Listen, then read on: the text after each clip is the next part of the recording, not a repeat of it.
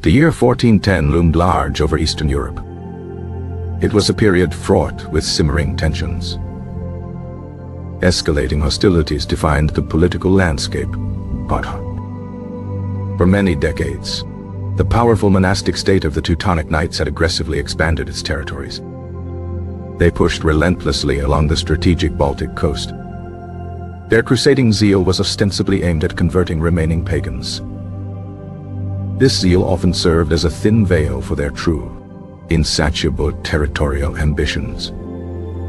Knights audaciously claimed a divine right to subjugate and forcibly convert pagan Lithuanians. This claim persisted even after Lithuania had officially adopted Christianity. This fact starkly highlighted their profound hypocrisy.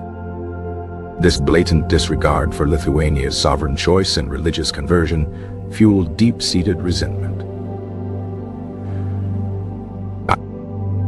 Their neighbors, particularly the Kingdom of Poland, felt this keenly. Border skirmishes were not merely frequent occurrences. They were brutal, relentless, and often bloody.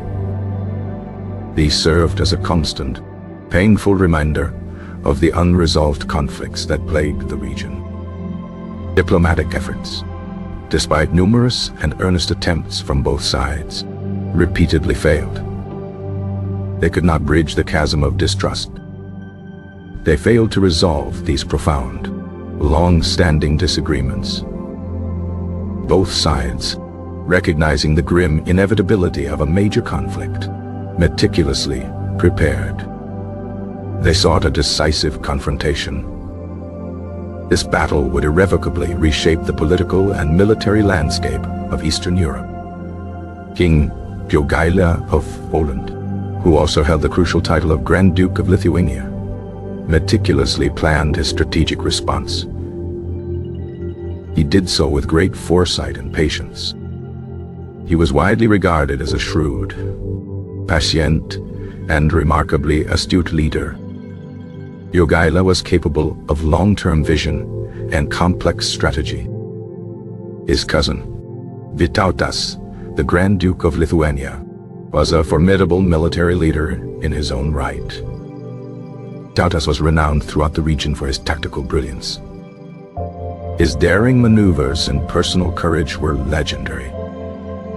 Their combined forces, a testament to their successful union, represented an unprecedented challenge. This challenge was significant to the long-standing, seemingly unassailable Teutonic might. The Teutonic Grand Master, Ulrich von Jungingen, was equally, if not more, confident in his order's formidable military prowess. He also trusted the unwavering discipline of his troops. He commanded a highly disciplined army. This army was exceptionally well trained. It was remarkably well equipped. It was widely considered one of the finest and most fearsome in all of Europe. The knights themselves were renowned throughout the continent for their heavy cavalry. This cavalry was a fearsome and almost unstoppable sight on any medieval battlefield. Numerous castles, imposing stone fortresses scattered across their lands, stood as formidable strongholds. These were tangible and enduring symbols of their immense power. They also represented their territorial control. The Polish-Lithuanian army began its momentous march in early July. It was a truly vast and incredibly diverse host. It comprised not only the heavily armored Polish knights, it also included the swift Lithuanian cavalry. Resilient Ruthenian infantry joined their ranks. Even agile Tatar light horsemen were part of this grand force. All were united under a common, urgent cause. Their colorful banners, emblazoned with various heraldic devices and symbols, fluttered proudly, vibrantly danced in the gentle summer breeze. This created a magnificent and inspiring spectacle. The sheer scale of this assembled army was breathtaking to behold. It was a powerful testament to the unity and cooperation forged between the two allied nations. They moved with an unwavering sense of purpose and determination. Their ultimate destination was the very heartland of the Teutonic state. This was a bold and audacious move. The march itself was executed with remarkable swiftness. Crucially, it remained largely undetected by the main Teutonic forces. This was a masterstroke of deception. This element of surprise, a cornerstone of King Jogail's strategic plan, proved to be an invaluable advantage. It was decisive in the upcoming conflict. The Teutonic Knights, initially anticipating an invasion much further north, were caught entirely off guard. They were surprised by the unexpected direction and speed of the Allied advance. Grand Master von Jungingen, upon receiving the alarming and unexpected news, hastily recalled his scattered garrisons. These garrisons were from various distant outposts and fortresses.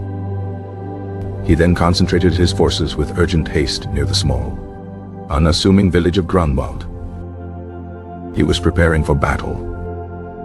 The chosen battlefield was a relatively open plain. It stretched wide and flat. Yet, it was strategically flanked by dense, dark forests. Several small, shimmering lakes also bordered the field. This specific terrain, with its natural features and potential hiding places, would ultimately prove profoundly significant. It would shape the unfolding drama of the battle. On the fateful morning of July 15th, 1410, a thick, almost ethereal mist enveloped the Grunwald fields. It completely obscured the vast landscape. The air was heavy, not just with moisture from the dawn. It was also heavy with an almost palpable sense of anticipation. Dread and the quiet tension of thousands filled the atmosphere. Thousands upon thousands of soldiers on both sides, their faces grim and resolute, prepared themselves. They prepared mentally and physically for the impending, brutal clash that awaited them. The Polish-Lithuanian army, demonstrating their readiness and discipline, deployed first. They took up their pre-assigned positions with practiced efficiency. King Jogaila strategically positioned his formidable Polish heavy cavalry on the right flank. He intended them as a powerful, decisive hammer blow. The more agile Lithuanian and Tatar light cavalry formed the left wing. This wing was designed to be a swift, elusive, and harassing force. Infantry units, armed with various medieval weapons, were carefully interspersed throughout the lines. They provided crucial support, stability, and depth to the formations. Grand Duke Vytautas, with his characteristic boldness and personal charisma, personally commanded the Lithuanian wing. He inspired his troops with his commanding presence. Grand Master von Jungingen, in response, meticulously arranged his forces directly opposite them. He mirrored their deployment with Teutonic precision.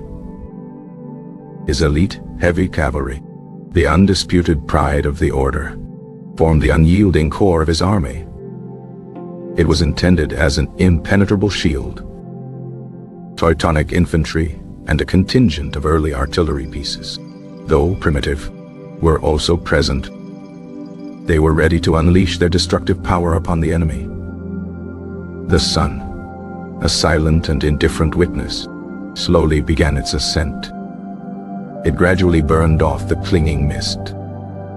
This revealed the vast, opposing armies in their full, terrifying glory. The two colossal forces now faced each other across the expansive field. They were locked in a tense and silent standoff, awaiting the signal. Profound silence that had settled over the plain was broken only by the occasional nervous neigh of a horse. The subtle rustle of countless banners in the rising breeze could be heard, or the faint, metallic clink of armor as men shifted. The battle commenced with a sudden, thunderous roar. This sound reverberated ominously across the plains. It signaled the start of the carnage. The Lithuanian light cavalry, under the direct and daring command of Vytautas, launched the initial, audacious attack. They charged with incredible speed and ferocity. A wave of horsemen surged directly into the disciplined Teutonic lines. This was a seemingly reckless and desperate maneuver. The Teutonic knights, renowned for their steadfastness and unyielding resolve, held their ground firmly. They absorbed the initial shock of the charge with stoic determination. The Lithuanian assault, despite its initial impetus and ferocity, faltered. It lost momentum under the relentless pressure of heavy Teutonic counterattacks. Then, a controversial and pivotal event unfolded. This event would be hotly debated and analyzed for centuries by military strategists. The entire Lithuanian wing, in a perfectly coordinated and deceptive movement, appeared to retreat from the field. They seemed to be in disarray and panic. This apparent withdrawal was, in fact, a classic Tatar tactic. It was a feigned retreat, meticulously designed to lure the enemy into a fatal trap. Many Teutonic knights, driven by an insatiable eagerness for personal glory, pursued them relentlessly. They desired to finish the battle quickly. They pursued without caution. In their haste, overconfidence, and lack of discipline, they broke their meticulously disciplined formations. This was a critical and ultimately fatal error. Grand Master von Jungingen was reportedly pleased by this development. He mistakenly believed that a swift and decisive victory was now firmly within his grasp. This was a grave miscalculation. However, this ill-advised and impetuous pursuit drew a significant portion of the Teutonic army far away from the main engagement. This created a dangerous and exploitable void in their lines. Meanwhile, the Polish heavy cavalry, a powerful, resolute, and disciplined force, engaged the remaining Teutonic forces. They fought in the center of the battlefield. The clash that ensued was brutal, prolonged, and utterly merciless. It was a grinding struggle for supremacy. Knights on both sides, driven by honor, duty, and sheer desperation, fought with immense courage. They fought with ferocity. Their lives hung precariously in the balance with every blow. Swords clanged with deafening force against hardened armor. This created a cacophony of steel that echoed across the field. Lances splintered into countless sharp fragments upon impact. This was testament to the sheer, bone-jarring force of the cavalry charges. The very ground beneath their feet became slick with churned mud. It was also slick with the spilled blood of the fallen. This was a grim and horrifying testament to the intensity of the struggle. The Polish infantry, though often overlooked and less glamorous than the cavalry, provided crucial and unwavering support. They held their lines with steadfast determination. They engaged in fierce, desperate hand-to-hand combat. This was a brutal and intimate dance of death amidst the chaos. The battle raged for what seemed like an eternity. Hours passed slowly under the relentless glare of the summer sun. It was a relentless ordeal. The Teutonic lines, despite their initial strength, discipline, and reputation, slowly but surely began to feel the immense and sustained pressure. This pressure came from the relentless Polish assault. Their once impenetrable disciplined formations were now irrevocably disrupted and fragmented. This was a direct consequence of their earlier, ill-fated pursuit. The feigned retreat had indeed created a critical and exploitable vulnerability. It was a gaping and fatal wound in their overall strategy. Suddenly, and with dramatic, decisive effect, the Lithuanian forces, having successfully regrouped and refreshed their ranks, returned to the battlefield. They reappeared from the concealing forests. They struck the Teutonic rear and flanks with devastating and unexpected force. This was a perfectly executed maneuver. This unexpected and perfectly timed return caught the unsuspecting knights in a truly devastating pincer movement. It was a trap sprung with deadly precision. The once proud Teutonic army was now completely surrounded. Their escape routes were effectively cut off, leaving them no quarter.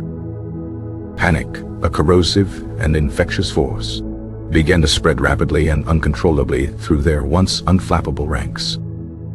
It eroded their discipline and resolve.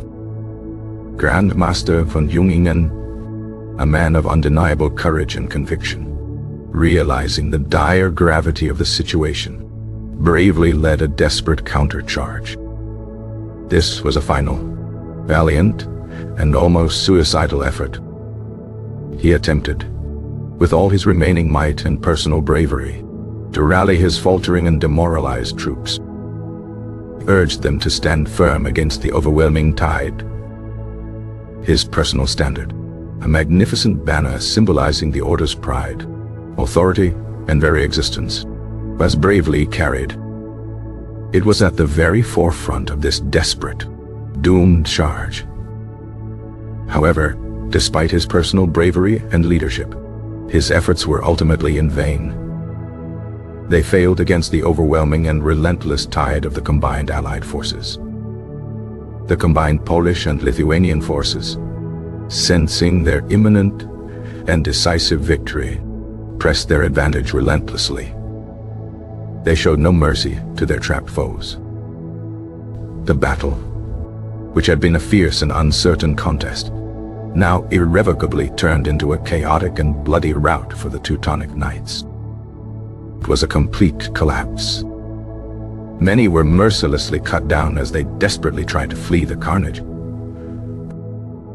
Their hopes of escape were brutally dashed by the pursuing cavalry. The Grand Master himself, the very symbol of the Order's power, fell in the thick of the brutal fighting. His life was extinguished amidst the chaos. His death marked the decisive and irreversible turning point of the entire engagement. It sealed the Order's fate. The Teutonic Order, once so mighty and feared, suffered a catastrophic and humiliating defeat.